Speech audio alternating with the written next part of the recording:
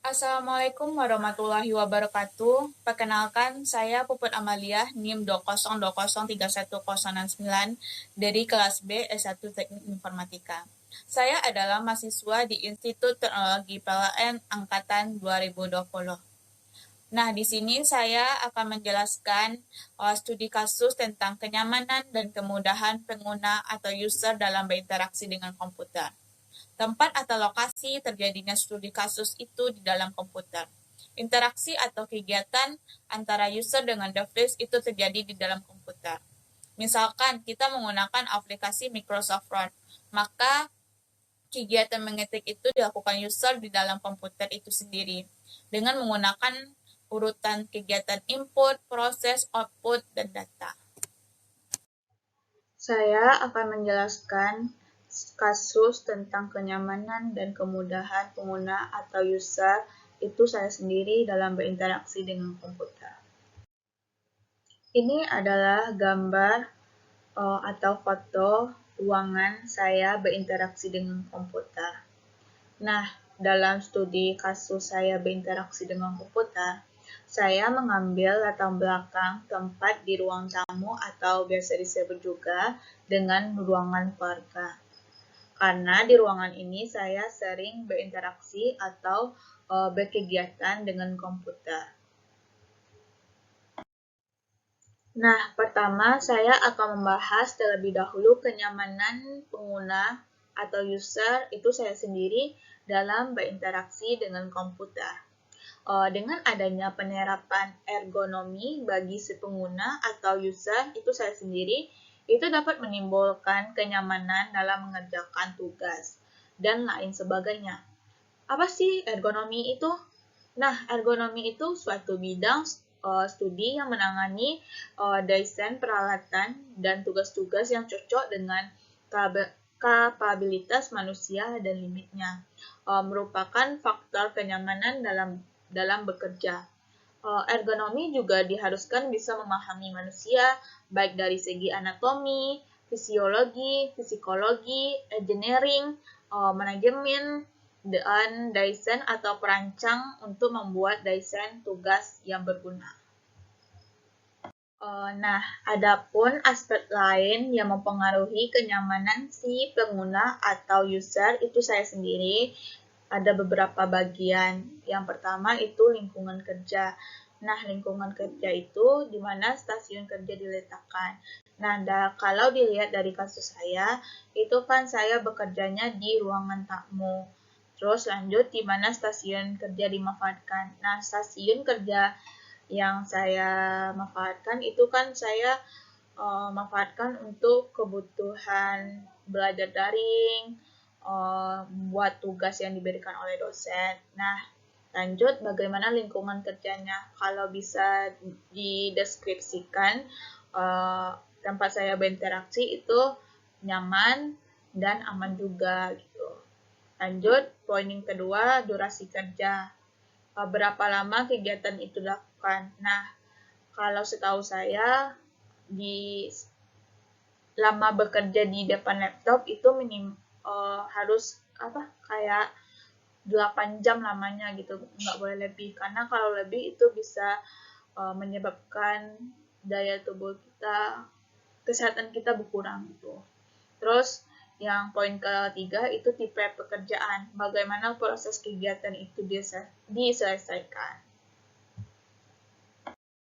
Lanjut, kita masuk ke passive ergonomi. Nah, di passive ergonomi ini dibagi menjadi dua bagian.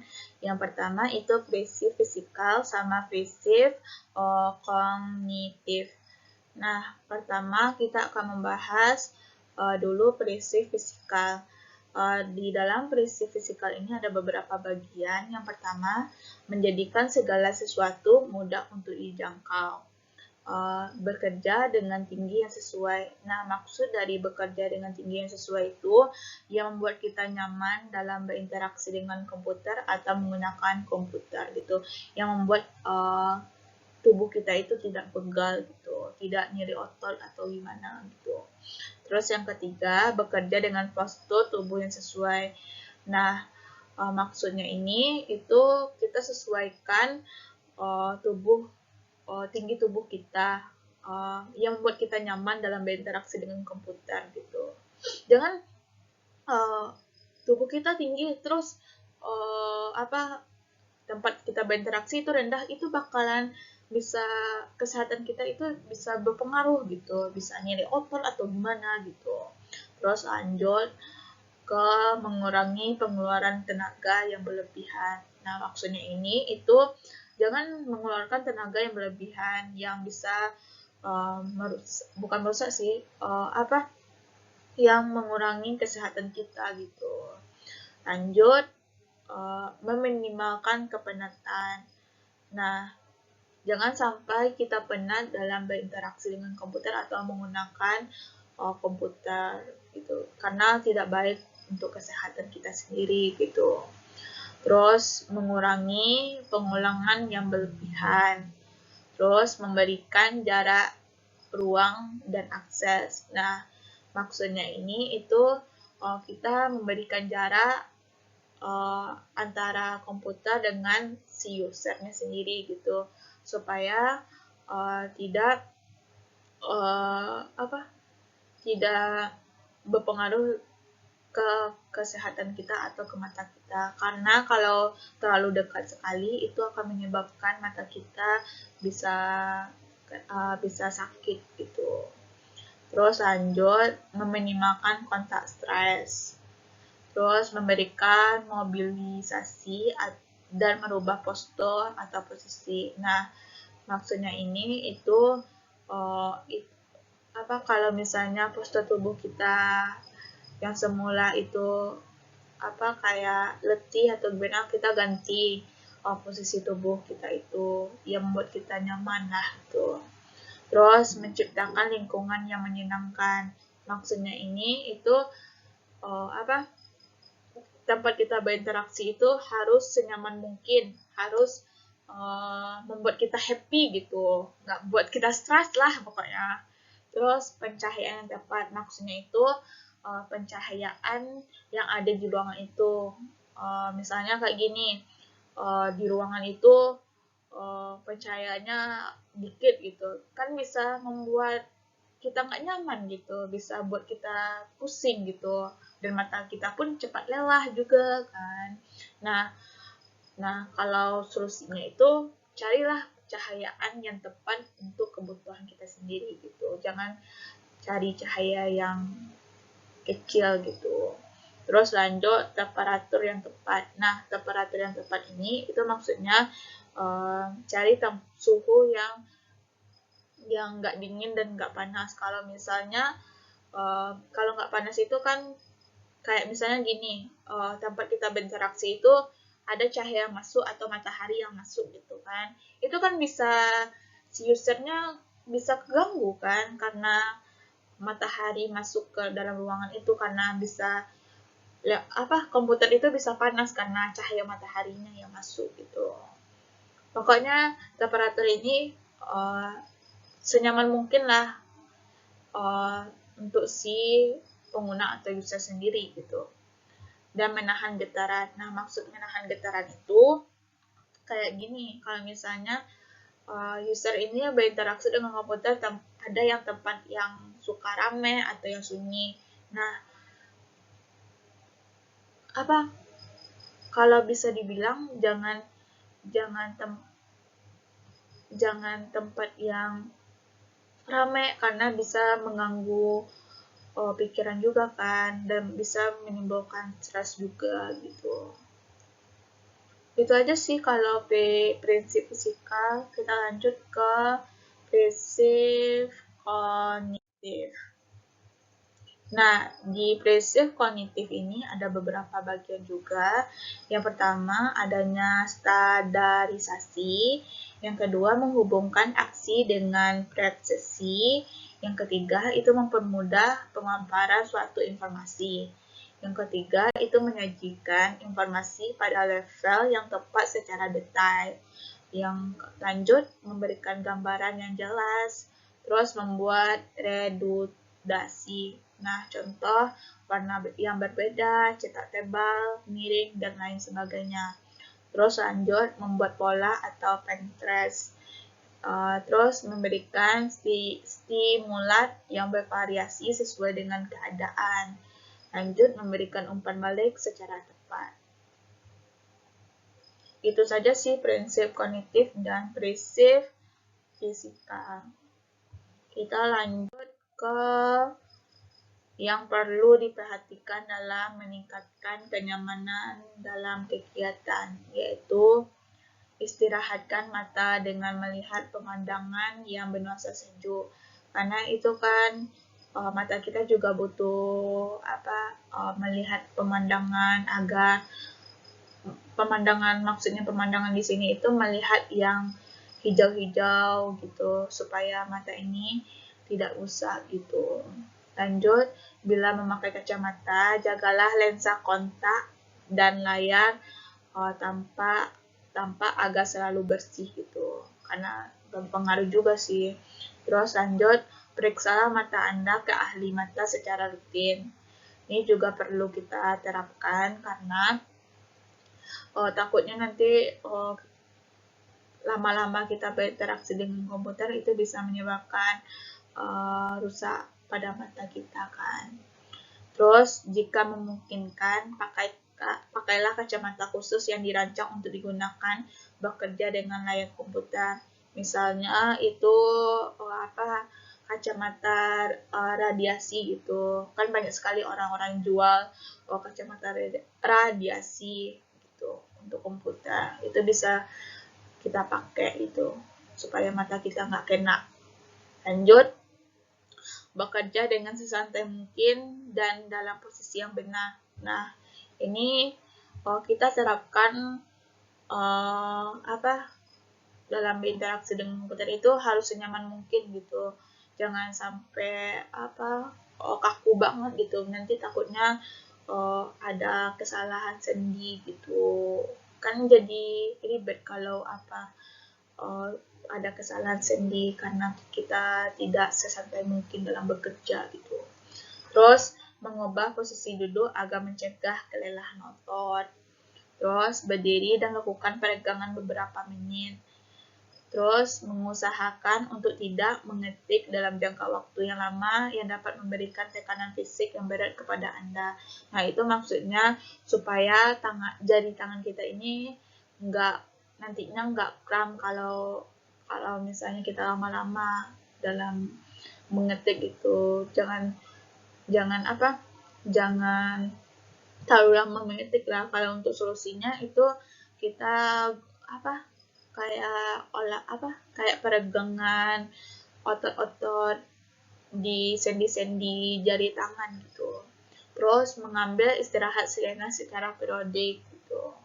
Terus memeriksa kebiasaan dan tipe kegiatan yang hendak dilakukan. Nah, kenyamanan atau comfortability itu prinsip kenyamanan, artinya produk yang dihasilkan mempunyai tujuan yang konsisten atau tidak mengganggu aktivitas dan juga diupayakan untuk menunjang aktivitas si pengguna atau user itu saya sendiri. Nah, lanjut kita masuk pada kemudahan si pengguna atau user itu saya sendiri dalam berinteraksi dengan komputer. Apa sih interaksi itu? Nah, interaksi itu adalah komunikasi antara dua atau lebih objek yang saling mempengaruhi satu sama lain. Interaksi manusia dan komputer merupakan komunikasi antara dua arah antar pengguna atau user itu saya sendiri dengan sistem komputer yang saling mendukung untuk mencapai suatu tujuan tertentu. Nah, tujuan interaksi manusia dan komputer atau IMK yaitu menghasilkan sistem yang bermanfaat atau usably, memiliki manfaat dan mudah dioperasikan oleh user dan juga fungsionalitas. Nah, kita masuk ke tujuan disusunkannya IMK yaitu mempermudahkan manusia dalam mengkooperasikan komputer. Nah, di dalam tujuan IMK ini ada 3 komponen. Yang pertama itu manusia, komputer, dan interaksi. Nah, kita masuk ke antarmuka manusia dan komputer harus ada user friendly atau ramah dengan pengguna, yaitu antarmuka yang bagus gitu, mudah dioperasikan, mudah dipelajari, terus pengguna merasa senang menggunakan software tersebut gitu. Nah, kita masuk ke dalam bidang keilmuan di dalam interaksi manusia komputer. Ada beberapa keilmuan. Yang pertama itu teknik elektronika atau ilmu komputer. Yang kedua itu ada fisikologi. Terus ada juga perancangan grafis dan tipografis. Terus ada juga ergonomi. Terus kemudian ada juga antropologia. Terus ada juga linguistik, ada juga sosiologi. Nah, tadi kan sudah saya jelaskan apa sih IMK itu atau interaksi manusia dengan komputer. Sekarang kita masuk ke faktor IMK tersebut. Nah, di dalam faktor IMK ini atau interaksi manusia komputer adapun faktor manusia dalam interaksi manusia atau IMK yang mempermudahkan kita dalam berkomunikasi dengan komputer, yaitu yang pertama itu ada penglihatan. Nah, di dalam penglihatan ini, jadi jarak kita berinteraksi dengan komputer itu harusnya standar, karena jika kita terlalu dekat berinteraksi dengan komputer, itu akan menimbulkan mata kita cepat lelah dan sangat tidak bagus untuk kesehatan. Dan cepat juga rusak mata kita juga sih. Terus cahaya yang masuk, cahaya.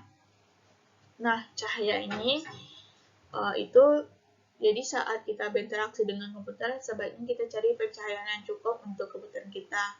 Jikalau mata kita sudah lelah, sebaiknya gunakan cahaya yang tidak terlalu terang.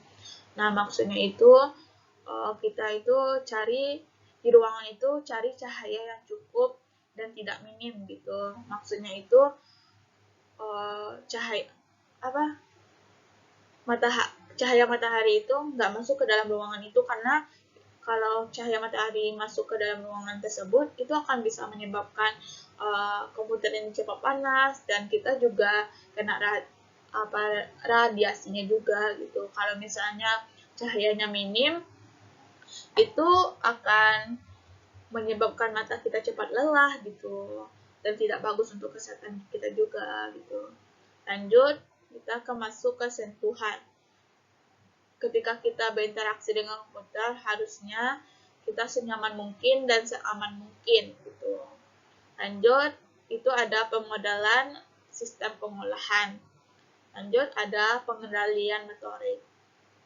Itu saja sih faktor dari IMK atau interaksi manusia komputer.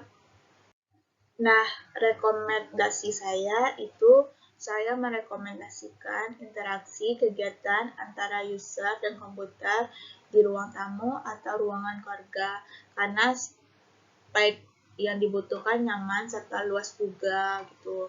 Juga di ruang tamu memiliki pencahayaan yang baik sehingga ketika adanya online class seperti via Zoom, Teams, atau aplikasi Meet lainnya, kita tidak memerlukan pencahayaan tambahan lagi, misalnya kayak cahaya lighting gitu, nggak perlu lagi karena cahaya di ruang tamu itu sangat cukup dan membuat kita nyaman juga gitu. Kesimpulan yang dapat saya ambil dari studi kasus saya yang berjudul Kenyamanan dan Kemudahan Pengguna atau User itu saya sendiri dalam berinteraksi dengan komputer, yaitu adanya sikap tanggung jawab atas kenyamanan dari diri kita sendiri yang mengetahui tingkat kenyamanan dan kemudahan seperti apa yang kita mau. Lebih banyak mempelajari teori IMK atau interaksi manusia komputer yang dapat mempermudah kita dalam berinteraksi dengan komputer. Adapun hal-hal yang harus kita pahami mengenai faktor-faktor manusia dan ergonomi seperti halnya yang sudah saya sebutkan di dalam materi-materi saya sebelumnya. Karena menurut saya kenyamanan dan kemudahan itu sangat penting untuk memperlancar kinerja dan kegiatan yang kita lakukan nanti dalam berinteraksi dengan komputer. Itu saja yang dapat saya sampaikan. Wassalamualaikum warahmatullahi wabarakatuh.